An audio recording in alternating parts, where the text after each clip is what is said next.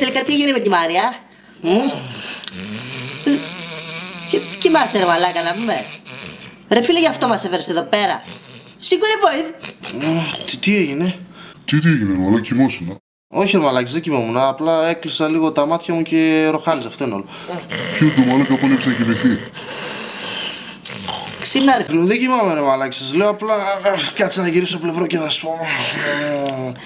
Θα μας πεις ρε φίλε τι έγινε να πούμε? Τι έγινε? Με τη Μαρία ρε φίλε, τι έγινε? Ποια Μαρία? Τη γυναίκα σου ρε ηλίθεια, χωρίσατε? Α, ναι. Όχι, τελικά δεν χωρίσαμε. Καλά, εσύ δεν έλεγες ότι είναι λεσβηγή ότι το έχει με τη Γεωργία? Φίλε, δεν με πειράζει αυτό εμένα. Ανακάλυψα κάτι καινούριο. Ανακάλυψα ότι η Μαρία είναι νίντζα. Λοιπόν, φίλε, σήκωσε ψηλά το χέρι και πες είμαι τελείως μαλάκας. Εσύ είσαι μαλάκας, εντάξει? Πώς σου ήρθε αυτό ρε φίλε για τη Μαρία?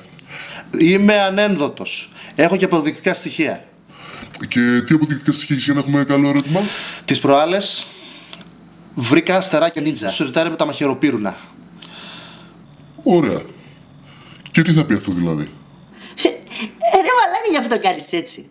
Εντάξει ρε μαλάκα, αυτό είναι φυσιολογικό. Όλα τα νοικοκυριά έχουν στεράκια του νίτσα να πούμε. Αυτά τα πράγματα χρειάζονται σε ένα σπίτι. Μην αγχώνεσαι ρε φίλα να πούμε. Εντάξει, όλος ο μαλάκας κάθε φορά πει στην καρέκλα, αλλά πει καθόλου εδώ δίπλα μου. Αυτό γίνεται τις ανάγκες του Πάρου, να το ξέρεις. Εγώ πας σου μαλάκα δεν θα χωνόμουν καθόλου, να το ξέρεις αυτό να πούμε. Μπράβο σου. Εγώ όμως αγχώνουμε φίλε. Γιατί τις προάλλες βρήκα στην τουλάπα μια μυστήρια στολή νίτζα. Εντάξει, τι έχεις να πεις γι' αυτό? Ότι κάθε νοικοκυριό χρειάζεται μια στολή νίτζα? Η στολή ήταν άσπρη ή μαύρη, Είσαι ηλίθιος ρε μαλάκα. Τι σχέση γι' αυτό τώρα? Στο λέω γιατί είναι άσπρη σημαίνει ότι είναι πολέμησης φωτός. Ενώ αν είναι μαύρη είναι πολέμησης σκότους. Λοιπόν, μαλάκα, σου κόψω το δούλεμα γιατί θα στο πετάξω στο κεφάλι, εντάξει?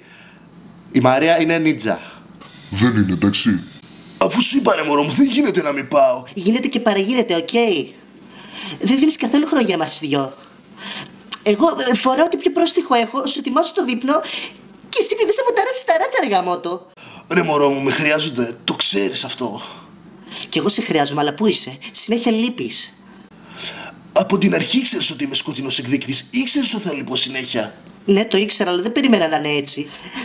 Γιατί ρε γαμότο να συμβαίνει σε μένα? Ηρέμησε μωρό μου, όλα θα πάνε καλά. Τέλος πάντων, εντάξει.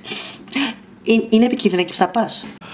Όχι πάρα πολύ, δεν είναι τίποτα, μη στεναχωριέσαι. Είναι ένας τύπος καινούργιος Τζόκερ το λένε. Ντύνεται σαν καραγκιόζες και ληστεύει τράπεζες.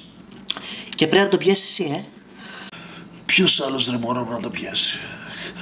Αφού ξέρεις όπου υπάρχει αδικία και έγκλημα, τσουπ κι εγώ εκεί πέρα είμαι. Το ξέρεις αυτό. Το ξέρω, γίνομαι πιεστική. Απλά μετά από αυτήν την ιστορία με το φίλο στο Χαγιάτε και αυτό το μαφιόζο το Λέξη Λούθρο που σε έχει βάλει στο μάτι, είναι λογικό ρε γαμότο να έχω κι εγώ άγχος. Σκατά το έκανες.